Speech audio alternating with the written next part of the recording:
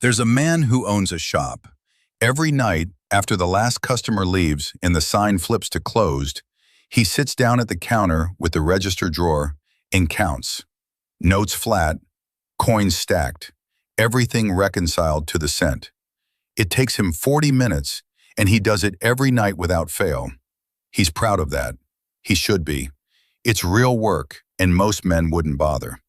But here's the thing about those 40 minutes. They happen after the door is locked. Not $1 can enter that shop while he's counting. He is being meticulous during the only hours of the day when meticulousness cannot possibly make him any money. You've done this. You've done it in a spreadsheet. I'm not going to tell you budgeting is stupid. That's the version of this idea you've heard before, usually from someone selling a course, and it's wrong. Budgets work. If you're servicing debt, if your income is genuinely fixed, if the month keeps ending before the money does, a budget isn't a limitation, it's the thing that gets you out. Track every dollar. It works. So this isn't about whether budgets work. It's about what yours is actually for. Because for a lot of men who are already covering it, already have the surplus, already fine, the spreadsheet stopped being a financial tool a long time ago. It became something else. And the reason that's so hard to see is that it looks exactly like virtue. Here's the first job your budget is quietly doing. You cannot control what you earn.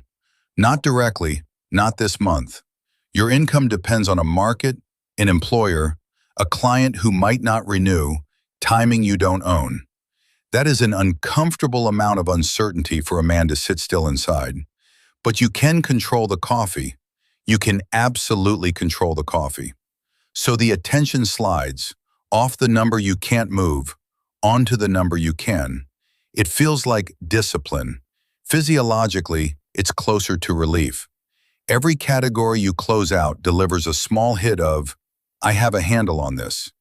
And the nervous system doesn't much care whether the thing you got a handle on was the thing that mattered.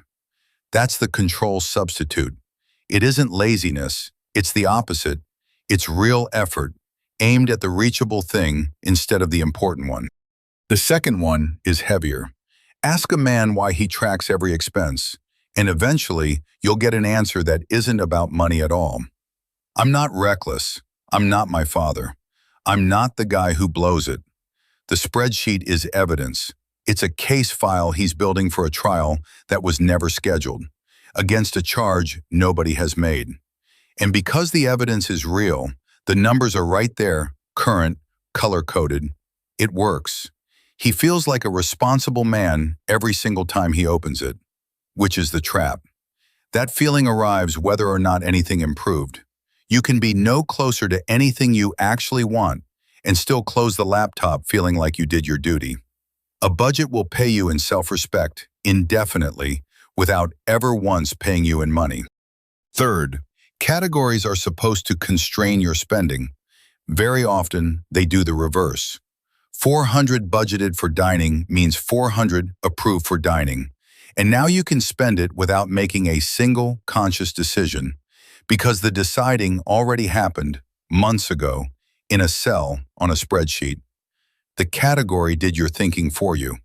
That's how the money can be perfectly tracked and still end up going to nothing you'd defend out loud. Tracked is not the same as chosen, and most men have never once audited whether the categories themselves are things they actually want. And the fourth, this is the expensive one. Every budget starts with a number at the top. What's coming in? It sits up there as a given, a fact about the world, like the weather. Build a system on that assumption and you will spend years getting better and better at the bottom half of the page. Trimming, optimizing, shaving. Meanwhile, the number at the top, the one with no ceiling on it at all, goes unexamined for a decade. Because your entire financial life is now a machine for managing what happens underneath it. You never decided your income was fixed.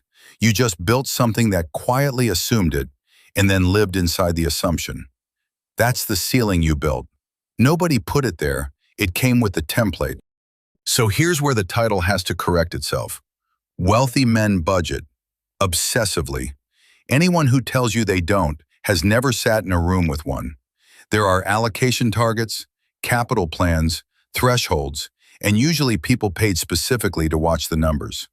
What they don't do is budget that. They don't spend their own 40 minutes a night on the register. The thing they meter personally, ruthlessly, is attention. Where the hours go. What gets a yes? Which room they're standing in on a Tuesday. They'll spend money without flinching and then refuse a meeting like it cost them something, because it did. They worked out which of their resources actually compounds, and it isn't the one in the drawer. That's the whole difference. It was never budget versus no budget. It's what you decided was scarce. You can earn more money. The Tuesday is gone. There's a reason this is harder than it sounds, and it isn't tactical. If you stop treating your income as a fact and start treating it as a variable, you have to believe you can move it, which means believing you're worth more than you're currently being paid. And plenty of men would quietly rather keep the spreadsheet than test that, because the spreadsheet can't reject you. The market can. Staying in the bottom half of the page is safe. You will never fail at trimming. It isn't that men don't know their income could grow.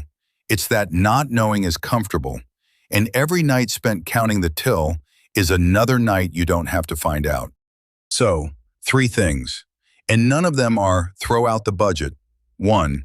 Count before you open, not after you close. Same 40 minutes, just moved.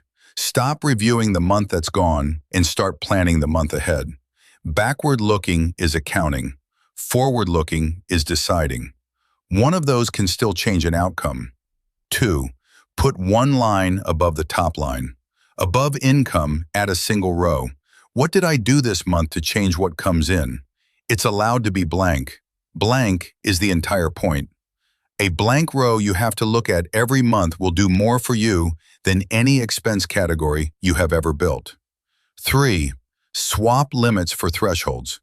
A limit says no, a threshold says pause. Pick a number that, when you cross it, triggers exactly one question. Is this still aligned with where I'm going? And then let yourself answer it honestly. No guilt attached. It's a checkpoint, not a fence. The shopkeeper isn't a fool. He's diligent. Diligence is rare, and he's ahead of most men simply for having the discipline to do it at all.